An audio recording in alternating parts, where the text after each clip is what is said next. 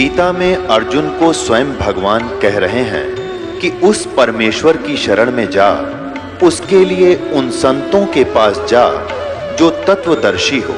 इसी प्रकार हजरत मोहम्मद को उनका अल्लाह कह रहा है कि कोई और पूर्ण परमात्मा है, उसको पाने के लिए उन तत्वदर्शी संत की तलाश कर।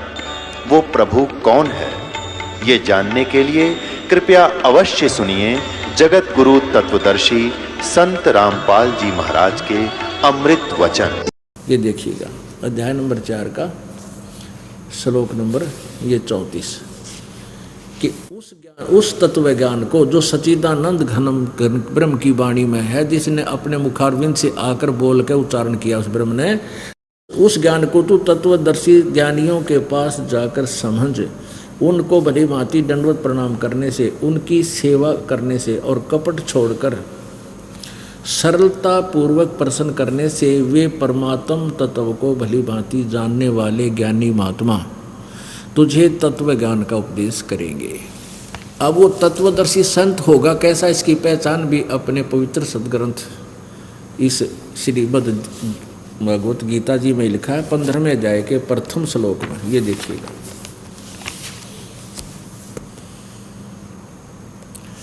अथ पंचदशो अध्याय 15वां अध्याय। ये देखिए प्रथम में क्या लिखा है,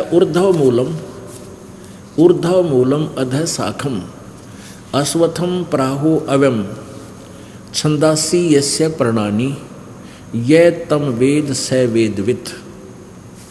ऊर्ध्व मूलम अधः शाखम, ऊपर को जड़ वाला, नीचे को शाखा वाला, यो अविनाशी पीपल का वृक्ष कहा जाता है। एवं माने अविनाशी और अश्वत्थम माने मजबूत वृक्ष, पीपल का वृक्ष समझो। प्राहु माने कहा जाता है संसार रूपी वृक्ष है। और छंदासी यस्य प्रणानी, उसके छंदासी माने विभागों को, छंद टुकड़ों को, उसके पत्ते आदि को, यह तम जो जानता है, स वेदवित्, यह तम वेद जो जानता है, वेद माने जानना होता है, जिसको उसका ज्ञान है। स वेदवित्, वह वेद के तात्पर्य को जानने वाला है, अर्थात वो तत्वदर्शी संत है। आदि पुरुष परमेश्वर मूल वाले, इन्हीं के द्वारा अनुवाद पढ़िए। यहाँ गलत किया इन्होंने, अधः शाखम, अधः का अर्थ इन्होंने लिख दिया ब्रह्मा रूप मुख्य शाखा वाले। ये ब्रह्मा विष्णु महेश के ऊपर इनकी बुद्धि है ना थी, अनुवाद के खाक करेंगे ये। यहाँ लिखा अधः शाखम, अधः माने नीचे होता है, इन्होंने किया है। अध्याय श्लोक नंबर 2 में, इसी 15वें में यहाँ देखना, इस 2, ये 3 नंबर है, ये 2 नंबर का अनुवाद है। अधः माने नीचे, अधः, और यहाँ लिखा अधः माने नीचे। तो हम इसी को ठीक कर लें यहाँ से। अधः शाखम ऊर्ध्व मूलम, आदि पुरुष परमेश्वर रूप मूल वाले, यानी ऊपर को जड़, ऊर्ध्व लिखना था, ऊपर को जड़ वाले, अर्थात ऊपर को जड़ तो समझो वो आदि परम परमेश्वर यानी परम अक्षर ब्रह्म है। ये जड़ इस वृक्ष, संसार रूपी वृक्ष की, जिससे सबको राहत मिलती है, जड़ से खुराक जाती है पूरे वृक्ष को। अधः शाखम, यहाँ लिखना है हमने नीचे को शाखा वाला, अधः माने नीचे। ये तो जहाँ बिजली थे बड़ा गोबर कर दिया ना। यहाँ देखो, संसार रूपी पीपल के वृक्ष को अविनाशी कहते हैं, वेद जिसके पत्ते कहे। इन्होंने छंदासी माने वेद लिख दिया।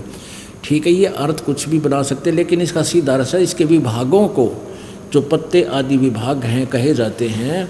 और उस संसार वृक्ष को यह वेद, यह माने जो पुरुष मूल सहित जड़ से लेकर पत्तों तक जो बता देगा, तत्व से जानता है, वह स वेदवित्, स वेदवित्, वह वेद के तात्पर्य को जानने वाला है, यानी वो वेद को सही जानता है, अर्थात वो तत्वदर्शी संत है। अपने आत्मा अध्याय नंबर 15 के श्लोक नंबर 2, 3, 4 में ये बताया कि तीनों गुण रूप शाखाएं हैं। ये देखना अध्याय नंबर 15 का, अब श्लोक नंबर 2 और पढ़ ले। उस संसार वृक्ष की तीनों गुण रूप, तीनों गुण रूप, ये जल से बड़ी हुई शाखा, विश्व परवाला शाखा। आप संस्कृत भी पढ़ सकते हैं क्योंकि ये देवनागरी लिपि है, आप शिक्षित हो और इसमें कोई हम आसानी से पढ़ सकते हैं। देखना, ये विषय परवाला शाखा, विषय भोग रूप कोपलों वाली देव मनुष्य और तरक आदि, ये जिनकी अपनी सोच है।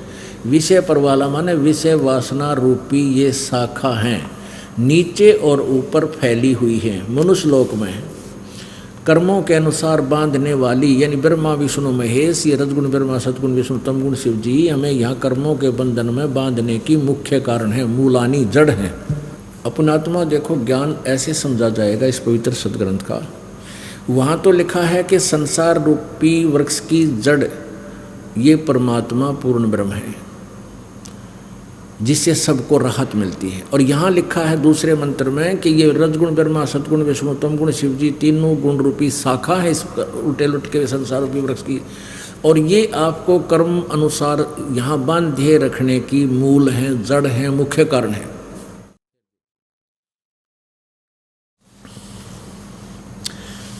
ये दूसरा 15 में जाएगा। उस संसार वृक्ष की तीनों गुण रूप रजगुण ब्रह्मा सदगुण विष्णु तमगुण शिव जी रूपी जल से बढ़ी हुई ये विषय परवाला शाखा, विषय कोपलों वाली यानी नीचे शाखाएं हैं, ये शाखाएं हैं नीचे और ऊपर, सर्वत्र नहीं, केवल ऊर्ध्वम, ऊर्ध्वम माने ऊपर, ऊर्ध्वम फैली हुई है। मनुष्य लोक में कर्मानुबंधनी, कर्मों के अनुसार बांधने वाली, कर्मा में फंसा कर रखने वाली, नियमित यहाँ हमें नियोजित रखने वाली, ये मूलानी यानी मुख्य कारण है, ये जड़ें हैं, हमारी जड़ है, हमें यहाँ बांधे रखने के मुख्य कारण है मूलानी। और नीचे और ऊपर फैली हुई है, सभी लोगों में नहीं लिखा इसमें, अनुसंततानी यानी व्याप्त हो रही हैं।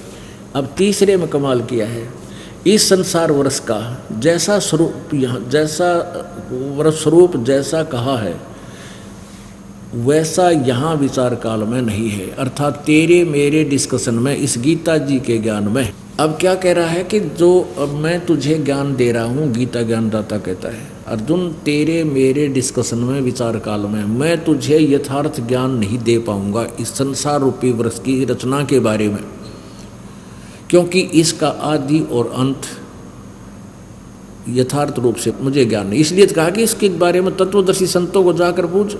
यहाँ देखना,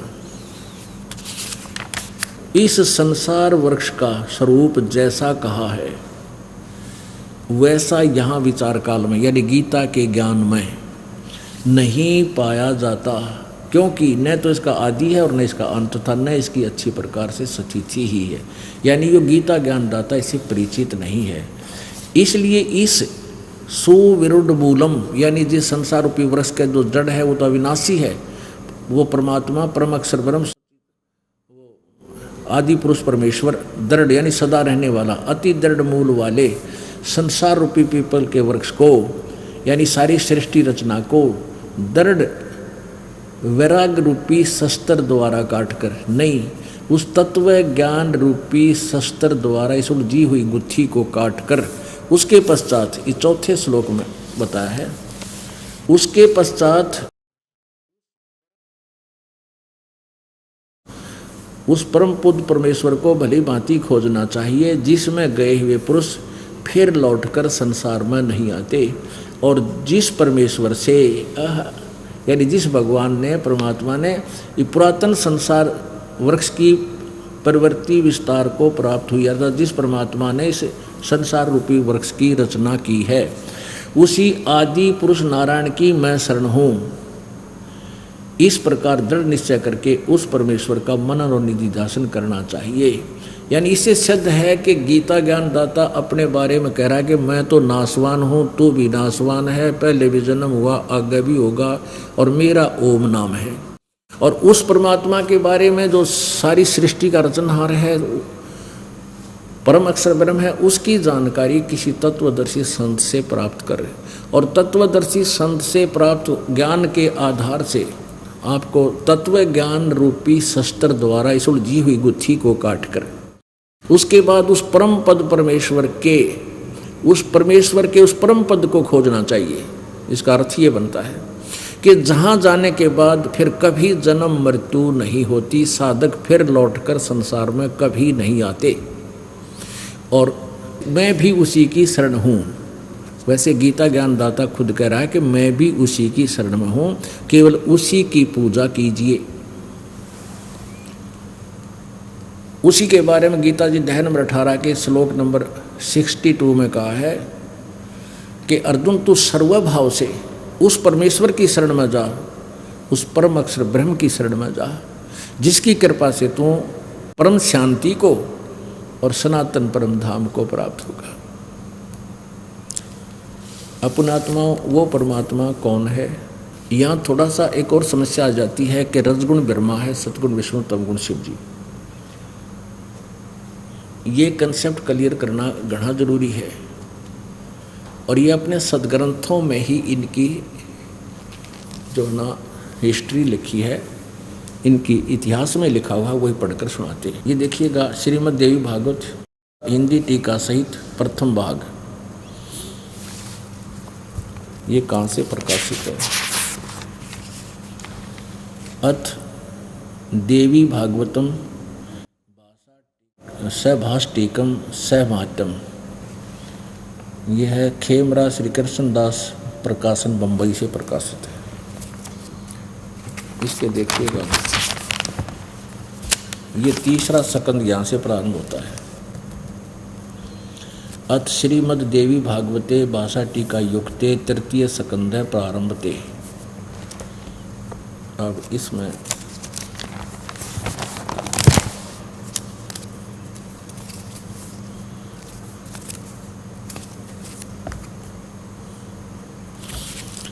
ये 11वां पृष्ठ है इसका, पृष्ठ नंबर 11 पर, और ये भाषा टीका सहित तृतीय सकंद अध्याय 5 में। इसके श्लोक नंबर 8 में भगवान शंकर जी कह रहे हैं अपनी दुर्गा माता को, अपनी माता दुर्गा को, हे माता, यदि हमारे ऊपर सदा आप दया युक्त हो तो हमको तमोगुण में किस प्रकार प्रदान किया है? प्रदान नहीं है इसमें, संस्कार दिखाऊंगा। मुझे तमोगुण क्यों उत्पन्न किया है, इसका अर्थ ये बनता है फिर भी। और ब्रह्मा रजोगुण और हरि सतोगुण, हरि सतोगुण युक्त किए हैं। अब यहाँ देखिएगा संस्कृत ये है, ये 7वां श्लोक समाप्त हुआ, 8वां प्रारंभ हुआ। यदि दयाधर्मना न सदाम्बिके कथम अहम विहित च, कथम अहम, मुझे क्यों बना दिया, विहित माने क्यों उत्पन्न कर दिया, विहित च तमोगुण, तमोगुण है, मुझे तमोगुण क्यों उत्पन्न कर दिया। और कमल जय, कमल से उत्पन्न होने वाले ब्रह्मा को रजोगुण संभव, रजोगुण क्यों बना दिया, क्यों उत्पन्न कर दिया। और सुवित है किमो सतोगुण हरि, और विष्णु जी को आपने सतोगुण क्यों बना दिया। इति सिद्धम के रजगुण ब्रह्मा है, सतगुण विष्णु, तमगुण शिव जी।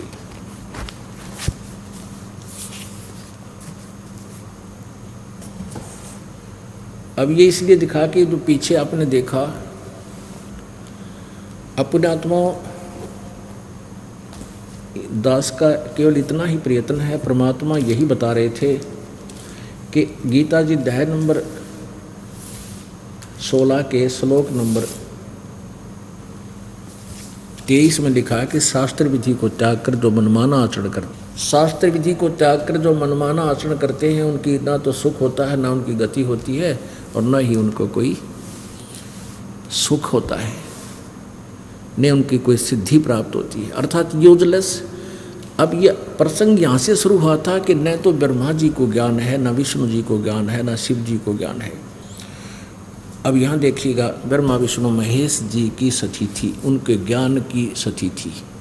अब तभी हम परमात्मा को समझ पाएंगे, जिनको हम भगवान मानते थे उनकी सतीथि से परिचित हो जाएंगे, तभी हम उनसे हटकर अपने यथार्थ मार्ग पर आएंगे।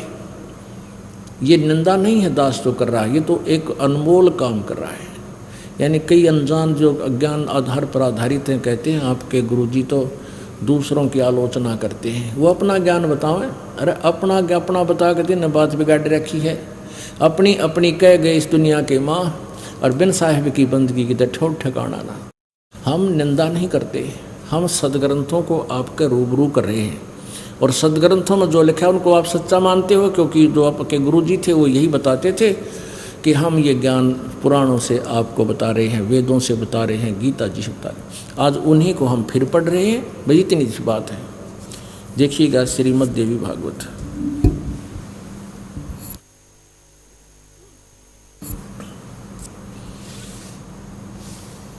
गीता प्रेस गोरखपुर से प्रकाशित है।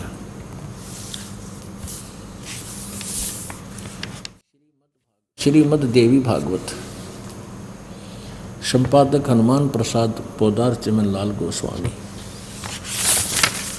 और ये कहाँ से प्रकाशित है? मुद्रक एवं प्रकाशक हैं गीता प्रेस गोरखपुर, गोविंद भवन कार्यालय कोलकाता का संस्थान। यहाँ देखिए 28 पृष्ठ पे पहला सकंद,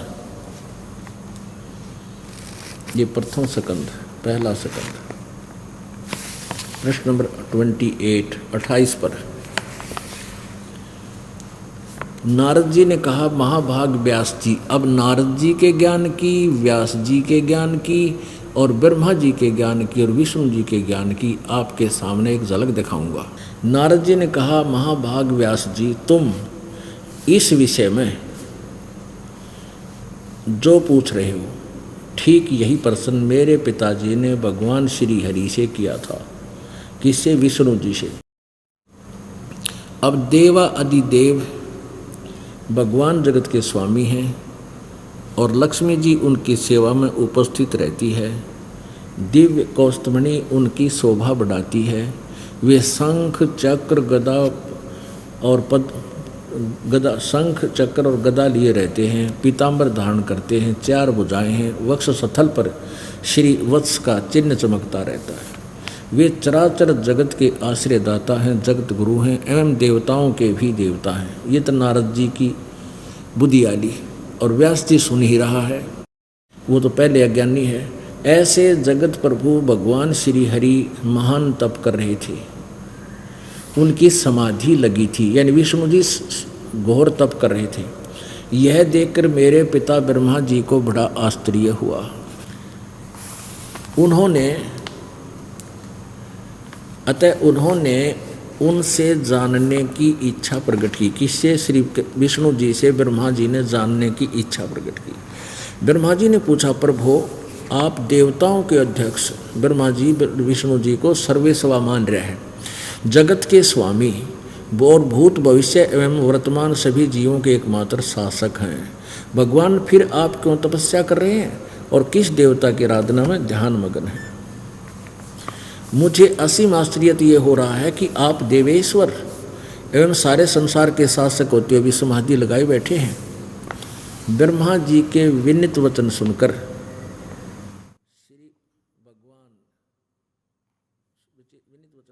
भगवान श्री हरि उनसे कहने लगे, ब्रह्मन सावधान होकर सुनो, मैं अपने मन का विचार व्यक्त करता हूँ। विष्णु जी का ज्ञान सुनना ही। देवता, दानव और मानव सब यही जानते हैं कि तुम सृष्टि करते हो, मैं पालन करता हूँ और शंकर संहार किया करते हैं। किंतु फिर भी वेद के पारगामी पुरुष अपनी युक्ति से यह सिद्ध करते हैं कि रचने, पालने और संहार करने की यह योग्यता जो हमें मिली है, इसकी अधिष्ठात्री शक्ति देवी है, यानी दुर्गा है। वे कहते हैं, आगे चलो, सुवर्त प्रत्यक्ष और प्रोक्ष दोनों उदाहरण मैं तुम्हारे सामने रखता हूँ, सुनो। यह निश्चित है कि उस शक्ति के अधीन होकर ही मैं इस शेष नाग की सैया पर सोता और सृष्टि करने का अवसर आते ही जाग जाता हूँ। मैं सदा तप करने में लगा रहता हूँ। उस शक्ति के शासन से कभी मुक्त नहीं रह सकता। कभी अवसर मिला तो लक्ष्मी के साथ सुखपूर्वक समय बिताने का सौभाग्य प्राप्त होता है। मैं कभी तो दानवों के साथ युद्ध करता हूँ। अखिल जगत को भय पहुँचाने वाले दैत्यों के विकराल शरीरों को शांत करना मेरा परम कर्तव्य हो जाता है और मुझे उस शक्ति के यानी दुर्गा के अधीन होकर रहना पड़ता है। मुझे सब प्रकार से शक्ति यानी दुर्गा के अधीन होकर रहना पड़ता है। उन भगवती शक्ति का यानी दुर्गा का मैं निरंतर ध्यान किया करता हूँ। ब्रह्मा जी, मेरी जानकारी में इन भगवती शक्ति से बढ़कर दूसरे कोई देवता नहीं, कोई भगवान नहीं है। आदिया विष्णु जी के ज्ञान का ओढ़ विष्णु जी का है, मैं दुर्गा से ऊपर किसी भगवान को नहीं जानता। मेरी जानकारी में दुर्गा सुप्रीम पावर है, सुप्रीम गॉड है, मैं इसकी पूजा करता हूँ। अपने आत्माओं, एक तो ये देख लो, परमात्मा पहले कहा करते थे, भाई तन दर सुखिया कोई न देखा, जो देखा सो दुखिया हो। उदय अस्त की बात करते हैं, मन सबका किया विवेक का हो, सबका किया विवेक का हो। क्या बताते थे भाई, साच कहूँ तो जग ना माने, पर झूठ कही ना जाई हो। साच कहूँ तो जग ना माने, पर झूठ कही ना जाई हो। ब्रह्मा विष्णु ये शिव जी दुखिया, जिन ये राह चलाई हो, जिन ये राह चलाई हो। परमात्मा 600 वर्ष पहले कहा करते रहे, ब्रह्मा विष्णु महेश सुखी नहीं, तुम इनकी पूजा करके सुख की आशा इनसे करते हो, थारी आंख फूट रही है ज्ञान वाली। अब ये स्वयं कह रहा है कि मैं ज़्यादातर पहले तो घोर तप करता है, इस काल का जाल है ये।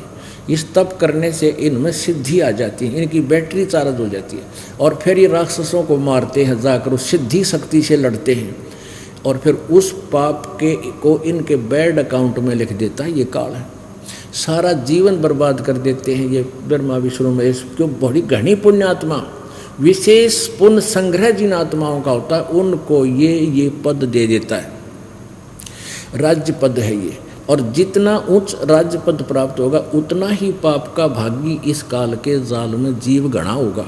ये राज्य था 10 दिन का और करोड़ों वर्षों का नरक, फिर गदार कुत्ता कमर टूटेगी, काग खाएंगे, फिर कुत्ता बन के कीड़े पड़ेंगे, वो पाप रहेंगे न्यारे, वो इसको भोगने पड़ेंगे। अब ये खुद स्वीकार करते हैं कि मन ने मुश्किल से कभी कोई टाइम थोड़ा बहुत मिलता है तो लक्ष्मी जी के पास थोड़ा बहुत समय बिताता हूँ, नहीं तो मैं ज़्यादातर तप करता हूँ, फिर युद्ध करता रहता हूँ। और भगवान 600 साल पहले बताया करते परमात्मा, उसकी बात हमारा जची कोई ना, क्योंकि इन अज्ञानियाँ ने हमारे अंदर अज्ञान इतना ठोक दिया था, उस झूठ को सच्ची जता रखी थी। अब विष्णु जी तक है, मैं दुर्गा से ऊपर कोई भगवान नहीं मानता, मैंने बेराय को नहीं, ज्ञान नहीं। अब दुर्गा कहती है कि एक ब्रह्म की पूजा करो, ये और देख लो, वो कहती है कि ब्रह्म की पूजा करो और सब बातें छोड़ दो। ये 7वां स्कंद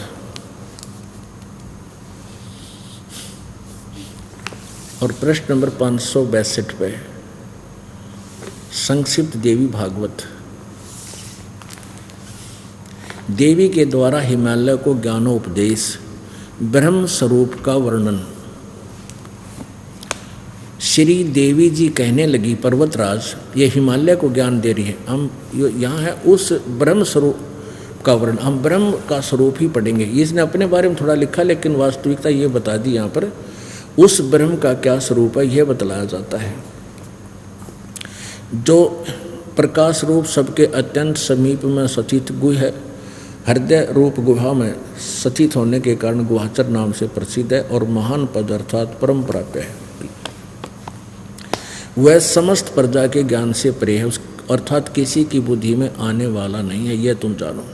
जो परम अक्षर रूप है, जो सूक्ष्म से भी अत्यंत सूक्ष्म है, जिसमें संपूर्ण लोक और इन लोकों में विनिवास करने वाले प्राणी स्थित हैं, वही यह अक्षर ब्रह्म है, वही सबके प्राण है, वही सबकी वाणी है और वही सबके मन है। वह यह परम सत्य और अमृत अविनाशी तत्व है।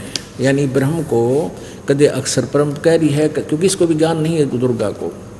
और उस वेदने योग्य लक्ष्य का तुम वेदन करो, मन लगाकर उसमें तन्मय हो जाओ। सौम्य उपनिषद में कथित महान अक्षर रूप धनुष लेकर उस पर उपासना द्वारा तीक्ष्ण किया हुआ बाण संधान करो और फिर भावानुगत चित्त के द्वारा उस बाण को खींचकर उस अक्षर रूप ब्रह्म को ही लक्ष्य बनाकर वेदन करो। पर्वण उसका नाम है, यानी ओम तो मंत्र धनुष है, जीवात्मा साधना करती है वो बाण है, और ब्रह्म उसका उद्देश्य है, ब्रह्म लक्ष्य कहा जाता है। यहाँ देखिएगा, उस एकमात्र परमात्मा को ही जाने, दूसरी सब बातें छोड़ दो। और उस एकमात्र ब्रह्म को ही जाने, दूसरी सब बातों को छोड़ दे। यानी और किसी भी देव की पूजा नहीं करनी, अपनी को भी मना करती है ये। यही अमृत रूप परमात्मा के पास पहुंचाने वाला पुल है। संसार समुद्र से पार होकर अमृत स्वरूप परमात्मा को प्राप्त कराने का यही सुलभ साधन है। जिस प्रकार रथ के चक्कर मारे लगे, यहाँ देखो, इस आत्मा का ओम के जप के साथ ध्यान करो। ओह, कि उस परमात्मा की भक्ति केवल ओम का नाम से जाप करो।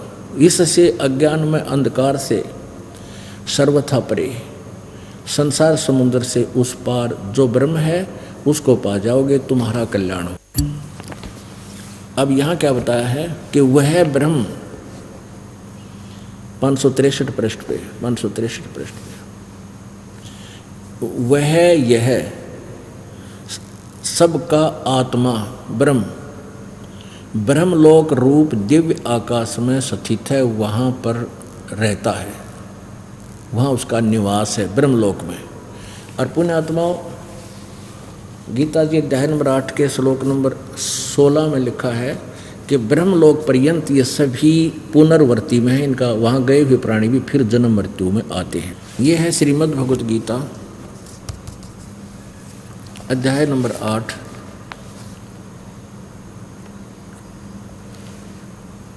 और श्लोक नंबर 16। हे अर्जुन, ब्रह्मलोक पर्यंत सब लोग पुनरावर्ती में हैं। यहाँ देखना, इन पुनरावर्ती का क्या अर्थ दिया है, अर्थात जिनको प्राप्त होकर पीछे संसार में आना पड़े, ऐसे इसको पुनरावर्ती का इन्होंने यहाँ इसका सरलार्थ भी किया है। बताएं कि हे अर्जुन, लोक ब्रह्मलोक पर्यंत सब लोग पुनरावर्ती में हैं। अब यहाँ लिखा ना, इन्होंने आगे अनुवाद गलत किया है, परंतु किंतु मुझे कुंती पुत्र मुझे प्राप्त होकर पुनर्जन्म नहीं होता। अगर ये नहीं बनता, इसका अर्थ है कि जो ये नहीं जानते, जिसका वास्तविक अर्थ ये है, जो ये नहीं जानते कि ब्रह्मलोक पर्यंत सभी तो उल्टे आते हैं, ब्रह्मलोक में गए हुए वापस आते हैं, जो ये नहीं जानते वो मुझे प्राप्त होकर भी जन्म मृत्यु में ही रहते। इसका अर्थ तो ये बनता है, इन्होंने अनुवाद गलत किया है। यदि ये अनुवाद सही हो इनका कि मुझे प्राप्त करके फिर कभी जन्म मृत्यु नहीं होती, तो फिर वो सारे श्लोक गलत हो जाते हैं। दूसरे अध्याय का 12वां, चौथे अध्याय का गीता जी के 4था और 9वां, चौथे अध्याय का 5 से लेकर 9, और भी काफ़ी जगह इसने बताया है कि उस परमात्मा की भक्ति कर वही पूर्ण मोक्षदायक है। तो इससे ये सिद्ध हो गया कि ब्रह्मलोक तक गए हुए भी जन्म मृत्यु में आते हैं, उनका पूर्ण मोक्ष नहीं होता। इति सिद्धम। अब ब्रह्म कहता है, आपने अभी पहले सुना कि हे अर्जुन, तू सर्वभाव से, गीता जी अध्याय नंबर 18 के श्लोक नंबर 62 में, तू सर्वभाव से उस परमेश्वर की शरण में जा जिसकी कृपा से, यानी वो उसकी पूजा के लिए बताता। जैसे गीता जी अध्याय नंबर 15 के श्लोक नंबर 4 में आपने पढ़ा कि तत्व ज्ञान प्राप्त होने के उपरांत उस परम पद परमेश्वर की खोज करनी चाहिए, जहाँ जाने के बाद फिर कभी लौटकर संसार में साधक नहीं आते। और जिस परमात्मा ने सारे ब्रह्मांडों की रचना की है और मैं भी उसी की शरण में हूँ, ये दृढ़ निश्चय करके उससे की भक्ति करनी चाहिए। और यही गीता जी अध्याय नंबर 18 के श्लोक नंबर 62 में कहा है कि अर्जुन, तू सर्वभाव से उस परमात्मा की शरण में जा। वो परमात्मा कौन है, कैसा है, कहाँ रहता है? वह परमात्मा परम अक्षर ब्रह्म है और उसका नाम कबीर देव है, कबीर साहब है। उसके विषय में आपको जानकारी देते हैं। उस सूक्ष्म वेद की कुछ उस अमर वाणी को आपको सुनाते हैं, जो कितनी मार्मिक है, कितने गूढ़ रहस्य से युक्त है। आदरणीय गरीबदास साहिब जी को परमात्मा की प्राप्ति हुई है। परमेश्वर स्वयं आकर के उनको गांव छुड़ाने, जिला झज्जर, हरियाणा प्रांत, भारतवर्ष में वो स्वयं परमेश्वर पूर्ण ब्रह्म, परम अक्षर ब्रह्म एक साधु रूप बनाकर गरीबदास जी को खेतों में मिले, जिसमें गरीबदास जी अपनी ही गायों के पाली थे, गवाले थे। वहाँ से उनकी आत्मा को सचखंड सतलोक लेकर गए। ब्रह्मा विष्णु महेश की सब सतिथि से परिचित करवाया। आज से लगभग 250 वर्ष पहले गरीबदास जी ने आंखों देखा वर्णन कबीर परमेश्वर की महिमा का लिखा हुआ है अपनी अमरवाणी में, और कबीर जी ने उनके अंतःकरण में अपना वो सूक्ष्म वेद फीड कर दिया था। उन्होंने दोबारा फिर उस परमात्मा के ज्ञान को दोबारा प्रकाशित किया। कस्तूरी नाम कबीर है, बिन छेड़े मैं कंते, आद अंत की कहते हूँ, पटतर कोई न संते। कस्तूरी नाम कबीर है। आय हाय, कहते हैं कस्तूरी की इतनी अच्छी सुगंध होती है, उस न छेड़ो, उसको कहीं पर लगाओ या ना लगाओ, जहाँ भी वो रखी है उसकी आसपास के क्षेत्र में अपने आप सुगंध फैल जाती है।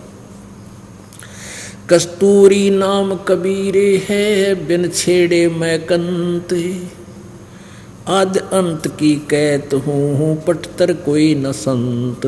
उसके बराबर ना तो कोई संत है और ना ही कोई भगवान है। आदि अंत यानी शुरू से लेकर आखिर तक का ये निचोड़ सुन ले। चिदानंद चंदन कला अवगत लहर उठनते, जिन आकार अजोख पद त्रिकुटी में दिखनते। नैनो मद निरखत रहे अवगत नाम कबीर, बेड़ा पार लगाए हूँ सुरत सरोवर तीर। ना सतगुरु जननी जन्या, जाके माने बाप। अब गरीबदास साहिब जी आंखों देखा बता रहे हैं कि वो कबीर परमात्मा जो सतगुरु रूप में यहाँ आते हैं, यथार्थ ज्ञान देते हैं। ना सतगुरु जननी जन्या, जाके माए न बाप, पिंड ब्रह्मंड से बाहर है जहाना तीनों ताप। नैनो मद निरखत रहे अवगत नाम कबीर, बेड़ा पार लगाए हों सुरत सरोवर तीर। दो नैनो बिच कमल है उजल हिरंबर धाम, शेष शेष फुल रटत है जिन्होंने पाया राम। कहते तुम क्या साधना करते हो, जय राम राम राम जय जय राम, सीता राम राधे श्याम, राम राम राम राम। कहते इस राम राम के करने से यदि तुम्हें भगवान मिल जाता तो शेष नाग जी 1000 उसका मुंह है फन, और एक फन में 2 जीव हैं, और एक बार में वो 2000 बार राम राम जब पैर उससे दिन का लाग रहा जब तक जन्म हुआ है, आज तक तो उसने राम मिला कोई नहीं।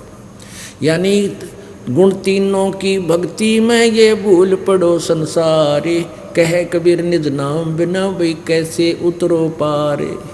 निज नाम यथार्थ मंत्र, यथार्थ भक्ति मंत्र नाम के बिना तुम पार नहीं हो सकते। गरीब शेष 88 ना गए, 2400 पर चोख, 3300 पर तलब है, कोई बकरा कोई बोक।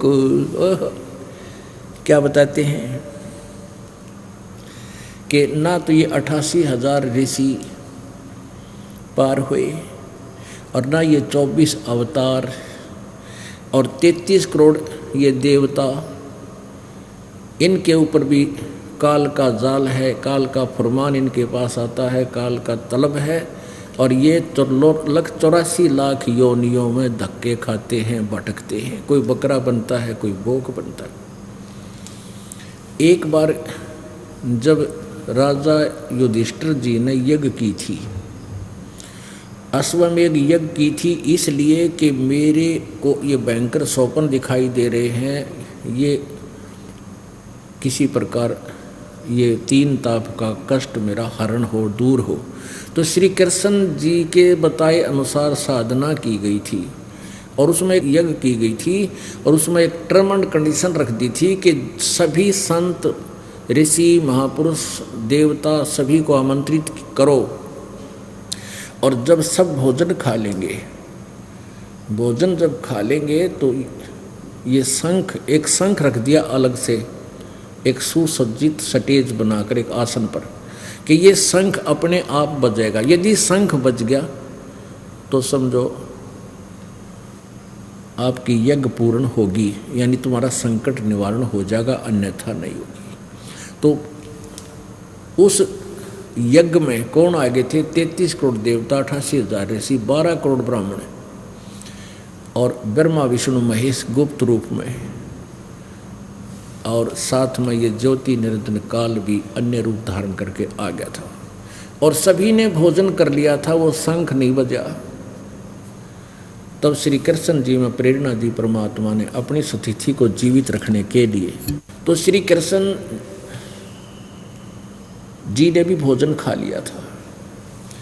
अब युधिष्ठिर जी ने पूछा, प्रभु हमारे पाप गणे हैं, हमने बहुत जुल्म किया महाभारत के युद्ध में, जिस कारण से हमारी यज्ञ पूर्ण नहीं हुई, शंख नहीं बजा और सभी ने भोजन खा लिया। प्रभु हम घने पापी हैं। श्री कृष्ण जी ने कहा था, भाई इसमें शंख बजाने वाला कोई साधक है ही नहीं, और ये जितने दिखाई देते ना अपने, ये भक्त नहीं है, ये ऋषि, ये मोक्ष मार्ग को पर नहीं लगे हुए ब्रह्मा, ये सभी देवता जितने 33 करोड़ देवता, 88,000 ऋषि,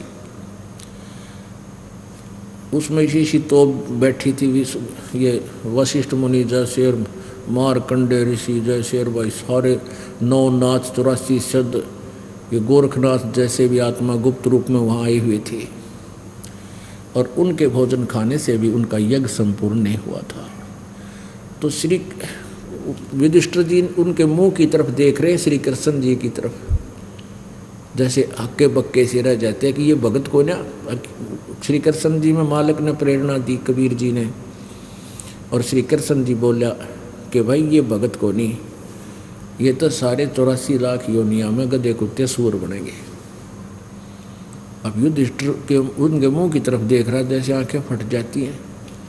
कृष्ण जी समझ गए कि ये मेरी बात में यकीन नहीं कर रहा। श्री कृष्ण जी ने कहा कि युधिष्ठिर मेरी बात पर यकीन नहीं है? अगर नहीं जी, ऐसी कोई बात नहीं हो सकती, आप जो को और सच्ची ना हो, पर मेरी बुद्धि छोटी है, मेरे नूना जसदी से तोब बैठे ये 33 करोड़ देवता, 88,000 ऋषि, 12 करोड़ ब्राह्मण जो चारों वेदों को कंठस्थ किए बैठे, और यहाँ बैठे इंद्र के लोक की बात बता दें। कृष्ण जी बोले ये जंत्र मंत्र कर सके, इनका मोक्ष नहीं हो सकता। तब ना यकीन होता दिखा, तो श्री कृष्ण जी ने अपना आशीर्वाद हाथ वो वहाँ पर वर्तमान सभी ऊंचे ऊंचे आसन पर बैठे नो जच का कति ना धोकर एक गच अच्छा भोजन खाना था, तो यूँ बैठे उनको यूँ हाथ कर दिया सबकी तरफ एक बार, और फिर कहा कि देख युधिष्ठिर, इनकी आगे आने वाले जन्मों की सतिथि, कोई तो बकरा बना खड़ा अपने आसन पर, कोई गधा बना खड़ा, कोई कुत्ता, कोई केचुआ, कोई सांप, कोई किसी प्रकार के, हर प्रकार के उनके अलग अलग से, कोई कई एक ही प्रकार की योनि प्राप्त करेंगे ऐसे उनके। अब युधिष्ठिर जी ने जब ये देखा, आंखें बंद कर ली और कहा, भगवान इस लीला ने रोको, इस लीला को रोको। श्री कृष्ण जी बोला, लीला को नया सच्चाई है, इनके पास यथार्थ भक्ति नहीं, तो मान बढ़ाई के भूखे हैं, सिद्धियां प्राप्त किए, यहाँ फूले फिरे एक दूसरे पर चौधरी पाक रहे हैं, ये मोक्ष मार्ग नहीं है। परमात्मा ने, क्योंकि परमात्मा ही सच्ची बुलवाता है। जैसे गीता जी का ज्ञान देते समय परमेश्वर ने इस काल से सच्चाई को, आदि मैं काल हूँ, सब ने खाना आया हूँ, और वो परमात्मा कोई और है ना, तो कति ना बोलो, उस परमेश्वर के हाथ में रिमोट है, हम चाहे कितने सियाणे बंडा, हम जीव के जीव हैं, तो इसलिए उसने बुलवा दिया ना। तो कति ना बताओ, इतने दिन हो गए इसना कबाड़ कर रखा, अंधेरे में डाल रखे थे, पता था परमात्मा ने मेरे बच्चे गीता को सच्ची मानेंगे, और गीता के बारे में इनको पता नहीं होगा, मेरा दास आएगा, इनको सच्चाई से परिचित करवाएगा, मुझे पहचान लेंगे, इनका मोक्ष कर दूंगा, सतलोक ले चलूँगा। मेरे बच्चे यहाँ बहुत दुखी हो रहे हैं, कोई गधा बन रहा है, कोई गधी बना है, कोई कुत्ता और कोई कुत्ती, और बिरान मट्टी हो रही। और मनुष्य जीवन में कौन सुखी? ब्रह्मा विष्णु महेश तक सुखी नहीं है। तो यहाँ वो सूक्ष्म वेद भी यही बता रहा है। 88 ना गए 24 पर चोख, ये 24 अवतार इस विष्णु जी के, और आदि ये 24 अवतार भगवान के। ये भी नहीं पार हो सकते। 3300 पर तलब है, कोई बकरा कोई बोक। 33 करोड़ देवता भी कहते हैं ये भी कोई बकरा बनेगा कोई बोक, यानी 84 लाख योनियों में जाएंगे। 88 5 में 2500 में पूछे, ये तो अस्थिर है नहीं कभी मुकाम के बेकूच। 24 अवतार तक हो चुके हैं, 25वां और आवेगा नीकलंग नाम से कलयुग के अंत में। राजा हरिश्चंद्र जी स्वर्ग में बैठे हैं, उनको फिर यो चौधरी बना के भेजेगा काल यहाँ पर, यहाँ का अवतार बनाओगा। और वो क्या करेगा, कलयुग के लास्ट में कृतघ्नी लोग हो जाएंगे। अब ये जो समय चल रहा है वर्तमान का पुण्यात्माओं, ये मोक्ष काल है। अब ये मोक्ष समय है और ये कुछ 1000 वर्षों तक रहेगा। एक बार फिर पुनः सतिथि ऐसे आएगी पृथ्वी पर जैसे सतयुग में हुआ करता था, क्योंकि सब मार धाड़ कर रहे हैं, हर चोरी लूटी खसोटी माया जोड़न की होड़ लाग रही है, किससे का बरकत नहीं, किसी को शांति नहीं, सबकी दुर्गति दूने दुख। निरे मेडिकल खोल लिए, शहर शहर में निरे हॉस्पिटल प्राइवेट भी, हर सब का भीड़ जो खचाखच भरे रहते हैं, क्योंकि उनके पाप नहीं कट सकते, वो उड़ा मर जाए सड़ का हॉस्पिटलों में। और परमात्मा की दया से वो रोग आपके वैसे ही ठीक होने लग जाएंगे, क्योंकि परमात्मा से बड़ी कोई शक्ति है ही नहीं। लेकिन वो होंगे किस तरह, इस विधि से आपके अंदर नम्रता, आपकी भक्ति बढ़ेगी। तो ऐसे ये एक बार पूरे विश्व में एक बार या दौड़ रुकेगी, नहीं तो आग लाग रही है। बाण भाई का प्यार रहा नहीं, माया माया दिखे है, भाई का माया के ऊपर मिनट में मुकदमा, लट्ठम लट्ठा, बाप की इज्जत नहीं, माता पिता से प्यार रहा नहीं, और कोई साहूकार दिखता ना। मान किसी ने 2 नंबर करके इकट्ठा भी कर लिया, फिर पाप का भागी बनेगा, आगे 84 लाख योनियों में दुख पाओगे। तो बालक नादान बच्चे हैं जो जहर खा रहे हैं, जब इनको ज्ञान हो जाएगा फिर छुएंगे नहीं, हाथ भी ना लावें। तो अब ये समय बहुत अच्छा चल रहा है। लास्ट अब क्या होगा, जब ये युग, ये कुछ समय है, मालिक का ये ज्ञान पूरे विश्व पर जाएगा, इसने कोई नहीं रोक सकता, क्योंकि सबको जरूरत है परमात्मा की, और यहाँ सुख होता है सबको। तो वहाँ जाने के बाद तो फिर लास्ट में कति कृतघ्नी प्राणी हो जाएंगे, भक्ति कोई करेगा ही नहीं, क्योंकि अभी तक तो ये ही नहीं पता था भगवान कौन है, मंत्र कौन सा जिस तो भगवान मिले, ये रोड़ा रड़ा रखी थी बात। अब ये कंसेप्ट क्लियर हो गया। अब कबीर परमात्मा ने क्या बताया था कि 9 मन सूत उलझिया, ऋषि रहे झकमार, और सतगुरु ऐसा सुलझा दे उलझे ना दूजी बार। 1 किलो सूत हो ना, सूत धागा, पहले कच्चे सूत होया करते, वो उलझ जाता, जब उन्हें खींचे तो टूट जा, गांठ पड़े, वो धीरे धीरे सुलझाना पड़ता था। वो सारे दिन में 1 किलो भी सुलझ के नहीं देता था। परमात्मा कहे इन ऋषियों ने, अज्ञानियों ने, इन महर्षि कहलाने वाले कथित ऋषियों ने इस ज्ञान को अज्ञान बना दिया, 9 मन सूत उलझा दिया, उल्टी कथा सुना के वेद विरुद्ध ज्ञान दे के सबके हृदय में यो अज्ञान ठोक दिया। अब 9 मन सूत उलझा रखा है इस ज्ञान का, और कहते हैं 9 मन सूत उलझिया, ऋषि रहे झकमार, और सतगुरु ऐसा सुलझा दे उलझे न दूजी बार। अब यो ऐसा सूत सुलझा दिया गया है, ये तत्व ज्ञान रूपी एक ऐसा रोशनी दे दी है, ये सारा सूत सुलझा कर तय करके रख दिया। अब ये उलझनेगा, इस कलयुग में नहीं उलझेगा यो ज्ञान, जिसने भक्ति चाहिए। अगर भक्ति करना बंद कर देंगे वो अलग बात है, क्योंकि ये कुछ दिनों तक ये साइंस काम करेगी। अब पुण्यात्माओं, आज साइंस के चक्कर में आकाश में बना के विमान घूम रहे हैं, इससे भूल गए भगवान को।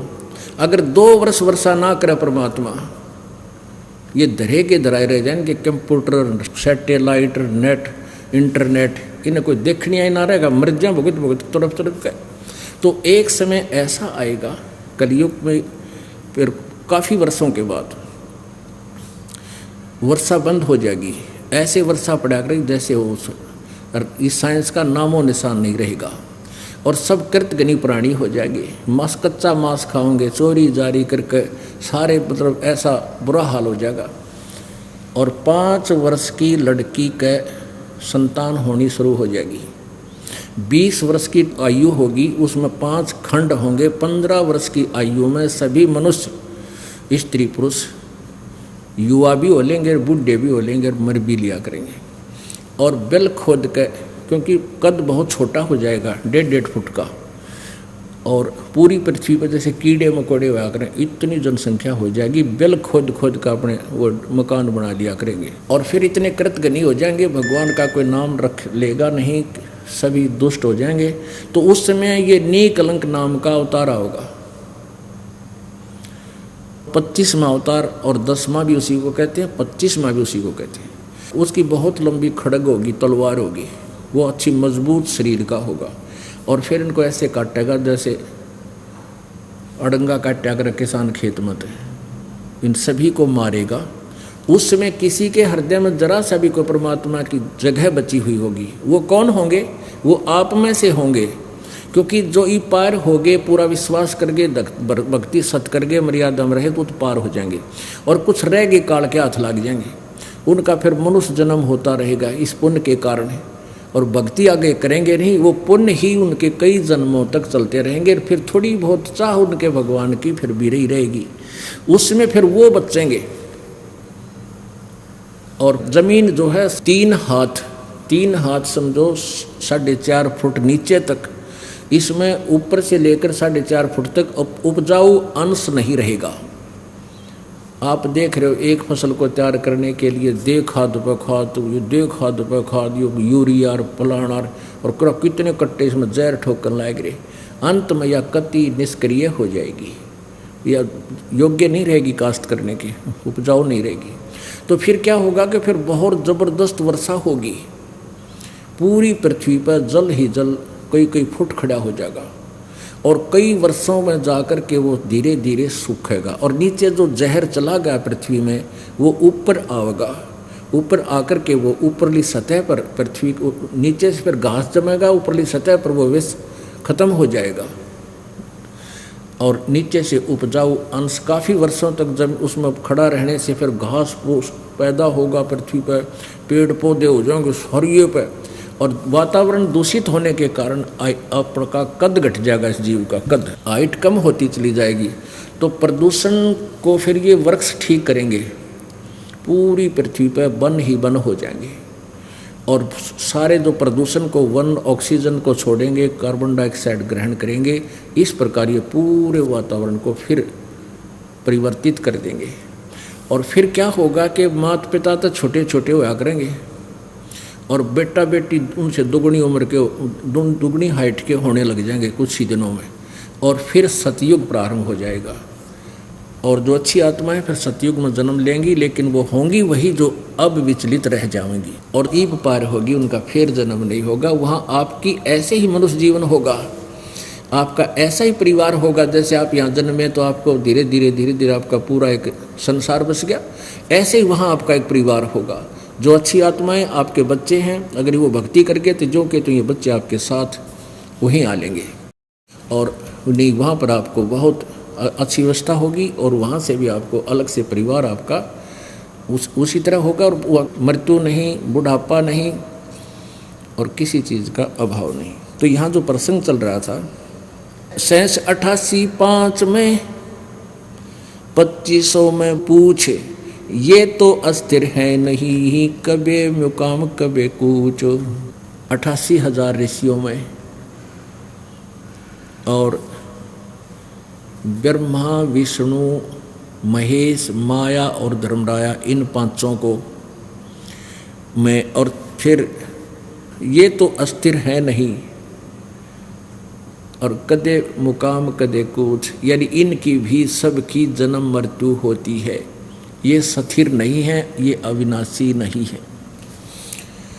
10वां तो अवतार है हिमालय का नीर, बहुत तक गोते खाएंगे, सतगुरु कहे कबीर।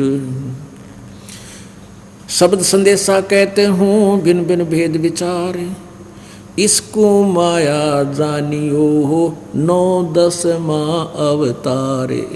माया माने ये भी जन्म मृत्यु के अंदर माया के खिलौने हैं। 9वां और 10वें जो अवतार हैं, ये भी माया ही के अंदर, काल के अंदर ही उलझ पुलझ हैं।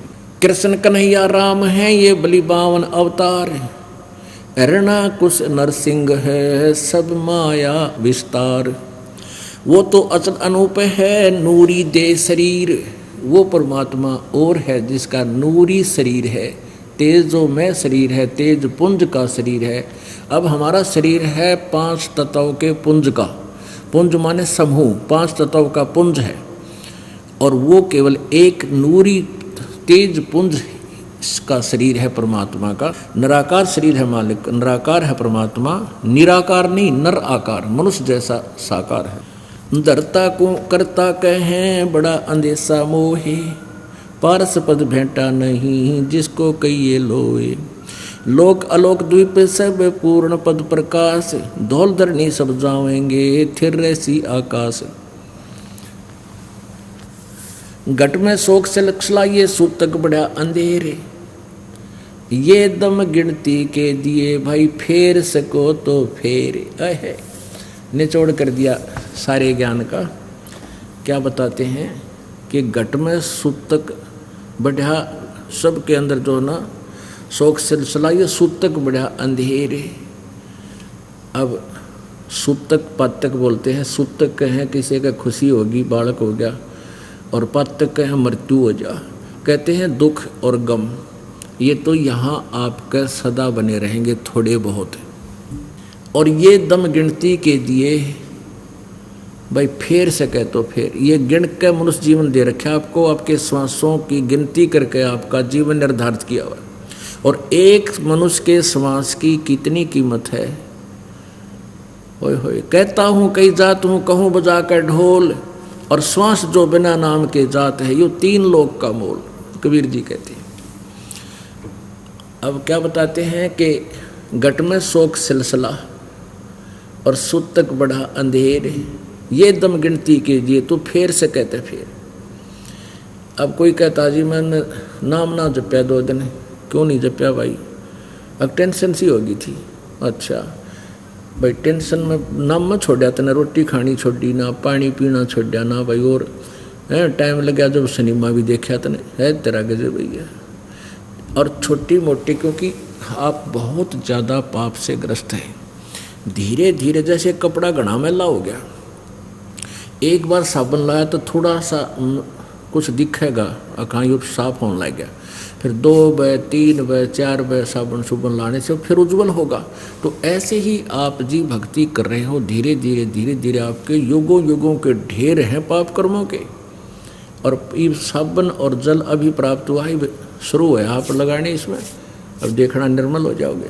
तो इस दौरान, अब जैसे इस दौरान जो जीवन है आपका, इसमें थोड़ी बहुत ठूठा बनी रहा करे, और भक्ति नहीं छोड़नी चाहिए। भक्ति करें पार पड़ेगी, नहीं तो फिर भक्ति छूट गई और ये तो और ज़्यादा बढ़ जाएंगे चूँ चाहते।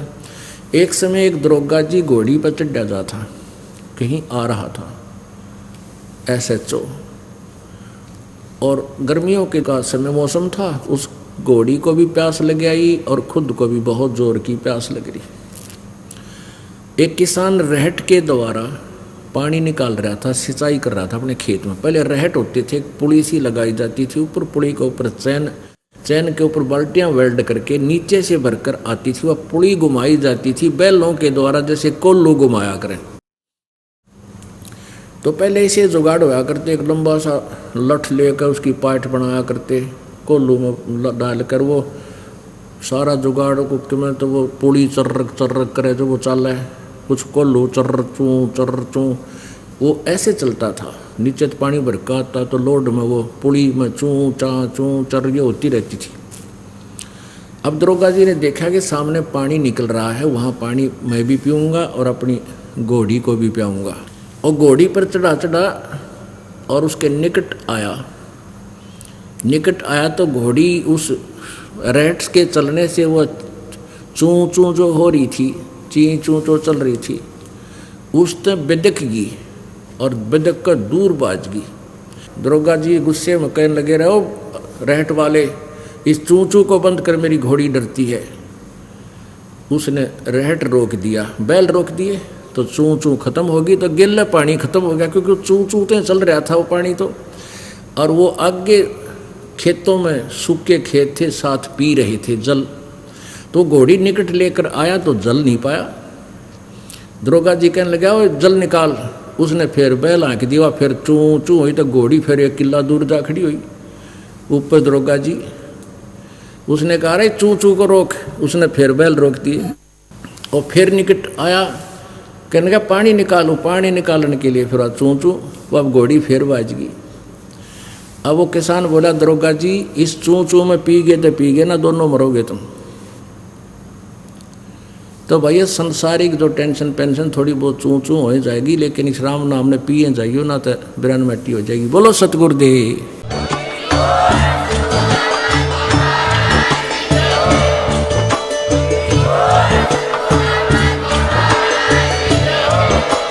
आप सुन रहे थे जगत गुरु तत्वदर्शी संत रामपाल जी महाराज जी के मंगल प्रवचन। अधिक जानकारी के लिए विजिट कीजिए हमारी वेबसाइट www.jagatgururampalji.org। संत रामपाल जी महाराज जी के शुभ आशीर्वाद से पूरे विश्व भर में 500 से भी ज्यादा नाम दीक्षा केंद्र हैं, जिन पर संत रामपाल जी महाराज जी द्वारा ऑनलाइन निशुल्क नाम दीक्षा दी जा रही है। अपने नजदीकी नाम दीक्षा केंद्र का पता करने के लिए संपर्क करें 8222880541।